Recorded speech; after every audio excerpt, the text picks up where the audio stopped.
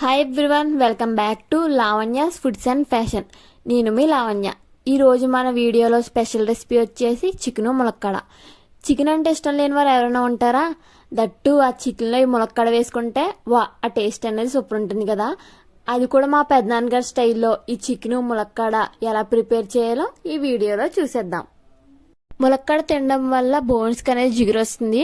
అంత మంచి డ్రమ్ స్టిక్ని మనం ఈ చికెన్లో వేసుకొని తింటే ఆ టేస్ట్ సూపర్ ఉంటుంది కదా.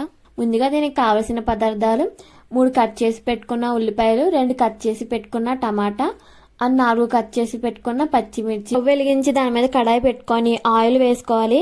ఈ ఆయిల్ అనేది హీట్ అయిన తర్వాత మనం కట్ చేసి పెట్టుకున్న ఉల్లిపాయలు, కట్ చేసి పెట్టుకున్న టమాటాలను వేసుకోవాలి. అండ్ పచ్చిమిర్చి, కొంచెం కరివేపాకు వేసుకోవాలి.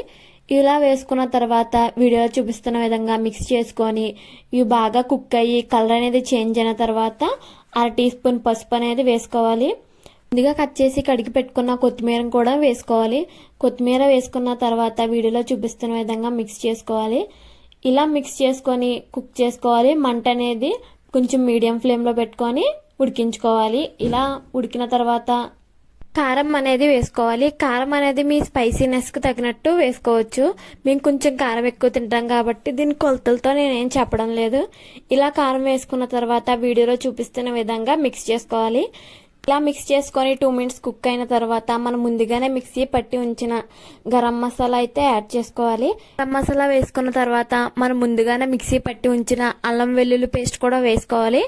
ఇలా ఆ మసాలాలని వేసుకున్న తర్వాత వీడియోలో చూపిస్తున్న విధంగా మిక్స్ చేసుకోవాలి. ఇలా మసాలాలు వేయడం వల్ల మన కర్రీ చూడండి ఎంత గ్రేవీగా కనిపిస్తుందో.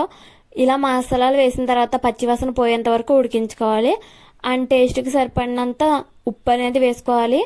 ఉప్పు ముందుగానే ఎక్కువ వేసేయకూడదు. ఒకవేళ మనకు తక్కువ అయితే కర్రీ వండేసిన తర్వాత రుచి చూసుకొని సాల్ట్ వేసుకుంటే సరిపోతుంది. మసాలాలన్నీ ఉడికేలోపు వీడియోలో చూపిస్తున్న విధంగా చికెన్ వాటర్లో వాష్ చేసుకోవాలి. నేనైతే కేజీ చికెన్ అయితే తీసుకున్నాను. ఇలా తీసుకున్న చికెన్ని 2 టైమ్స్ వాటర్లో వాష్ చేసుకోవాలి. ఎక్కువ టైమ్స్ అనేది చికెన్ వాష్ చేసుకోకూడదు. ఇలా కడిగి పెట్టుకున్న తర్వాత మన వీడియోలో చూపిస్తున్న విధంగా ఈ మసాలాలన్నీ కూడా బాగా ఉడికిపోయినాయి. ఇలా ఉడికిన తర్వాత మన చికెన్ అనేది వీడియోలో చూపిస్తున్న విధంగా వేసుకోవాలి. ఇలా వీడియోలో చూపిస్తున్న విధంగా మొత్తం చికెన్ అనేది వేసుకున్న తర్వాత కొంచెం నీళ్ళు అనేది వేసుకోవాలి. వాటర్ అనేది ఎక్కువ వేసుకోకూడదు, ఎందుకంటే చికెన్ నుంచి వాటర్ అనేది వస్తుంది కాబట్టి మనం నీళ్ళు అనేవి ఎక్కువగా వేసుకోకూడదు. ఇలా చికెన్ అనేది వేసుకున్న తర్వాత వీడియోలో చూపిస్తున్న విధంగా మిక్స్ చేసుకోవాలి.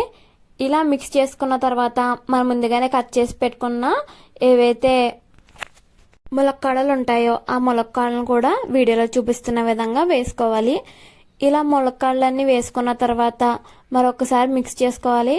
ఇలా వీడియోలో చూపిస్తున్న విధంగా మిక్స్ చేసుకొని చేసుకోవాలి. చికెన్లో ఆల్రెడీ వాటర్ కంటెంట్ ఎక్కువగా ఉంటుంది కాబట్టి మనం వాటర్ అనేది లాస్ట్లో వేద్దాం. వీడియోలో చూపిస్తున్న విధంగా ములక్కాడలో చికెన్కి మసాలా పట్టే విధంగా మిక్స్ చేసుకోవాలి. ఇలా మిక్స్ చేసుకొని ఒక 5 మినిట్స్ కుక్ చేసుకోవాలి. ఇలా కుక్ చేసిన తర్వాత చూసారా వాటర్ అనేది వేయకుండా ఎంత వాటర్ వచ్చిందో. చివరిలో మనం కొంచెం వాటర్ అనేది వేసుకొని కుక్ చేసుకోవాలి. వీడియోలో చూపిస్తున్న విధంగా వాటర్ అనేది తగ్గిపోయి కర్రీ అనేది దగ్గర పడిన తర్వాత స్టవ్ ఆఫ్ చేసుకొని సర్వ్ చేసుకుంటే మన యమ్మీ చికెన్ ములక్కాడ అనేది రెడీ అయిపోతుంది. అలా వేడివేడి అన్నంలో ఈ కర్రీని నాకైతే నిమ్మకాయ ఇష్టం. నిమ్మకాయ వేసుకుంటే టేస్ట్ అనేది వేరే లెవెల్లో ఉంటుంది. ఇలాంటి కుకింగ్ వీడియోస్ కోసం please like and subscribe my YouTube channel. And me friends and family మెంబర్స్తో షేర్ చేసుకోవడం మాత్రం మర్చిపోకండి. అండ్ ఇంకా ఏమైనా కుకింగ్ వీడియోస్